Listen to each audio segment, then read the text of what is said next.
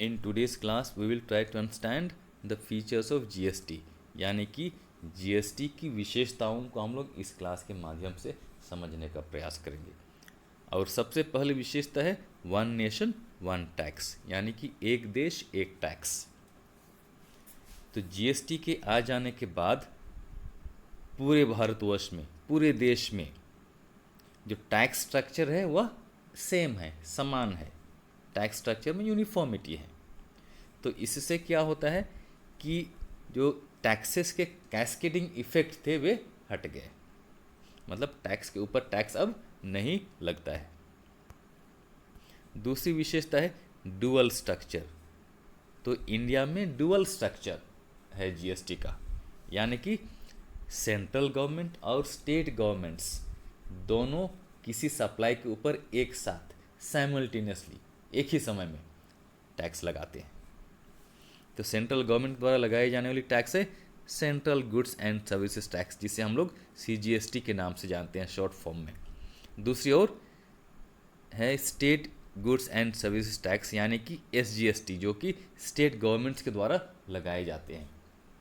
तो किसी भी सप्लाई के ऊपर सेंट्रल गवर्नमेंट और स्टेट गवर्नमेंट्स एक साथ एक ही समय में टैक्स लगाते हैं, इसीलिए हम लोग बोलते हैं डुअल स्ट्रक्चर।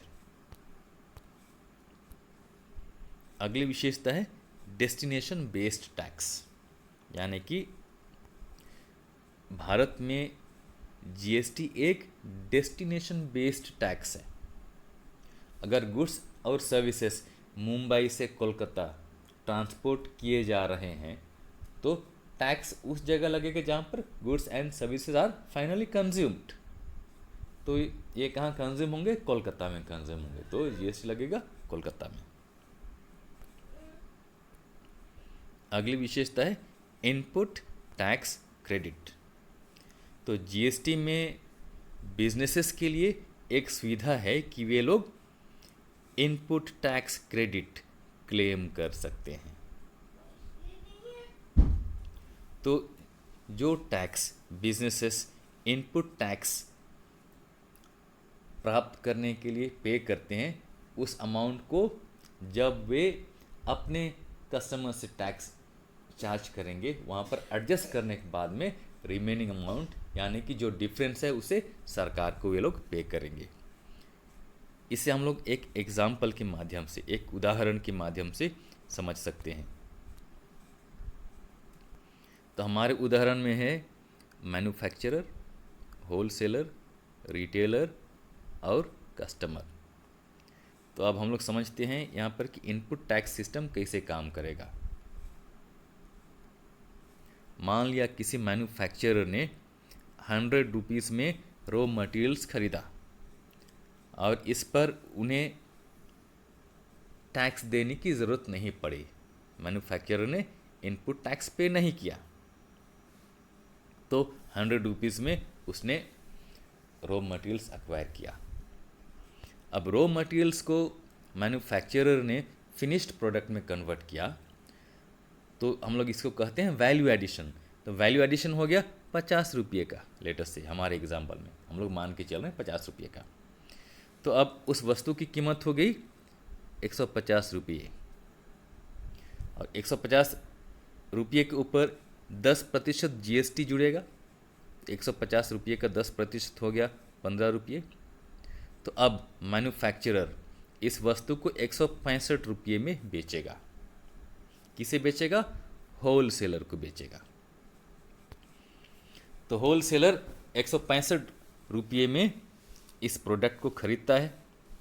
तो हमारे समझने के लिए हमने टैक्स अमाउंट जो है 15 रुपये का, इसे हम लोग अलग कर लिए हैं यहाँ पर, और 150 यहाँ पर अलग से हमने लिख दिया हमारे समझने के लिए। अब होलसेलर ने भी यहाँ पर कुछ वैल्यू एडिशन किया। हो सकता है कि उस प्रोडक्ट को अच्छी तरह से पैक किया, पैकेजिंग किया, ट्रांसपोर्टेशन किया होगा। तो इस तरह से वैल्यू एडिशन हुआ, और इसका वैल्यू एडिशन का अमाउंट हम लोग 100 रुपीज़ मान लेते हैं। 150 प्लस 100 हो गया 250। तो अभी इस प्रोडक्ट की कीमत ₹250 हो गई। इसके ऊपर होलसेलर 10% GST ऐड करेगा, 10% GST जोड़ेगा। 250 का 10% है ₹25। तो यहाँ पर 250 प्लस 25 ₹275 हो गए उस वस्तु की कीमत। अब होलसेलर उस वस्तु को रिटेलर को बेचेगा। रिटेलर को कितने में बेचेगा?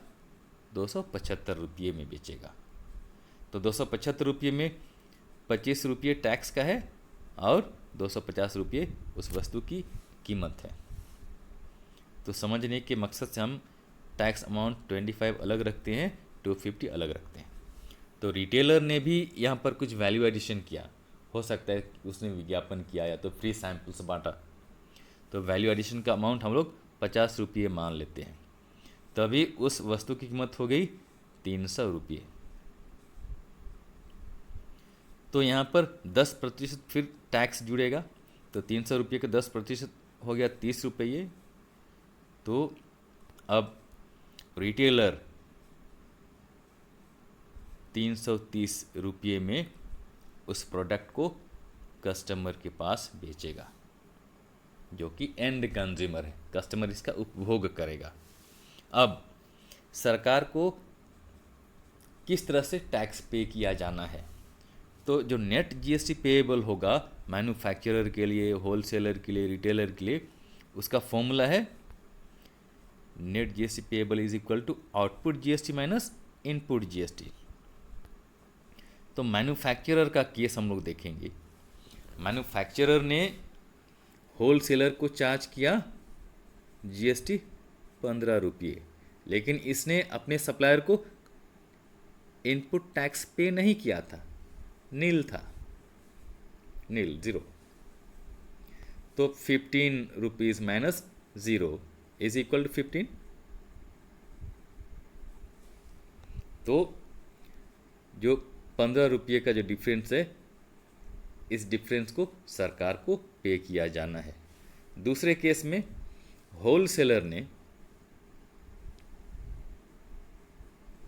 अपने रिटेलर से ₹25 चार्ज किया था GST, ये आउटपुट GST, और मैन्युफैक्चरर को पे किया था ₹15। तो होलसेलर इस ₹15 को यहाँ पर एडजस्ट करेगा। सो 25 माइनस 15, तो जो डिफरेंस है ₹10। तो ₹10 सरकार के खाते में भेजे जाएंगे। तो वही चीज़ यहाँ भी लागू होगा। तो इस तरह से इनपुट टैक्स क्रेडिट सिस्टम काम करती है। अब हम लोग GST की अगली विशेषता को देखते हैं, और यह है GST would apply on all goods and services. हर तरह के गुड्स एंड सर्विसेज के केस में GST लागू होगा, लेकिन जो अल्कोहल है ह्यूमन कंजम्पशन के लिए, लोगों के पीने के लिए, लोगों के उपभोग के लिए, उस पर GST लागू नहीं होगा। इस पर वैट लगता है। अगली विशेषता है थ्रेशोल्ड एग्जेम्पशंस। तो GST में छोटे व्यापारियों के लिए भी कुछ बेनिफिट्स हैं। तो छोटे व्यापारी जिनका एग्रीगेट टर्नओवर, अगर वे लोग गुड्स एंड सर्विसेज दोनों सप्लाई करते हैं, 20 लाख से कम है, तो इन्हें रजिस्ट्रेशन लेने की ज़रूरत नहीं है। और अगर कोई सप्लायर सिर्फ गुड्स सप्लाई करता है इंट्रा स्टेट, तो इस केस में भी GST में रजिस्ट्रेशन लेने की ज़रूरत नहीं है। लेकिन जो स्पेशल कैटेगरी स्टेट्स हैं, उनके केस में थ्रेशोल्ड एग्जेम्पशन या तो थ्रेशोल्ड लिमिट्स हो सकता है 10 से 20 लाख के अंदर। तो ये थ्रेशोल्ड एग्जेम्पशंस हैं GST में छोटे व्यापारियों को फ़ायदा देने के लिए। अगली विशेषता है कॉम्पोजिशन स्कीम। कॉम्पोजिशन स्कीम एक ऑप्शनल स्कीम है जो कि छोटे व्यापारी ऑप्ट कर सकते हैं, चूज़ कर सकते हैं। अगर उनका टर्नओवर पिछले या तो प्रीसीडिंग फाइनेंशियल ईयर में 1.5 करोड़ से कम है। और स्पेशल कैटेगरी स्टेट्स के केस में aggregate turnover in the preceding year should be less than 75 lakh, यानी कि पिछले वित्तीय वर्ष में इनका टर्नओवर, एग्रीगेट टर्नओवर 75 लाख से कम होना चाहिए। एक चीज़ हमें जानना है कि उत्तराखंड और जम्मू और कश्मीर के केस में जो एग्रीगेट टर्नओवर है कॉम्पोजिशन स्कीम के लिए वह है 1 करोड़ से कम, तो वे लोग कॉम्पोजिशन स्कीम ऑप्ट कर सकते हैं। तो यह एक ऑप्शनल स्कीम है। अगली विशेषता है ऑनलाइन कंप्लायंस।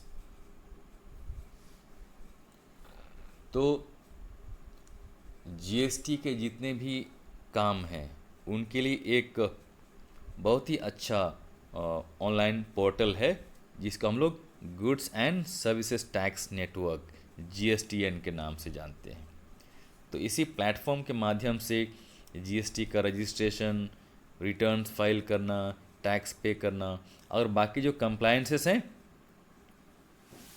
इन्हीं या तो इसी प्लेटफॉर्म जीएसटीएन के माध्यम से पूरे किए जाते हैं।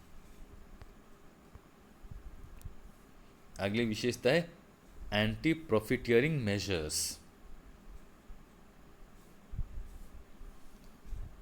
तो ये सुनिश्चित करने के लिए कि जीएसटी का बेनिफिट कंज्यूमर्स को पहुंचे, सरकार ने एक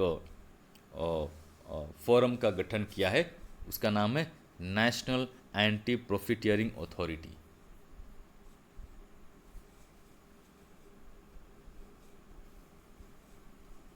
तो यह नेशनल एंटी प्रॉफिटियरिंग अथॉरिटी का काम है कि यह देखे कि कहीं पर किसी तरह का अनफेयर प्राइसिंग प्रैक्टिस नहीं हो रहा है, नहीं हो, चाहे तो जीएसटी को इम्प्लीमेंट करने के लिए किसी तरह का नेग्लिजेंस ना हो, लोग इसे नज़रअंदाज ना करें।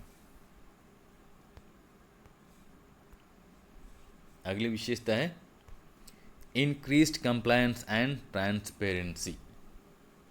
Increased compliance and transparency, GST का एक मकसद है कि अधिक से अधिक बिजनेसेस को जीएसटी के दायरे में लेकर आया जाए।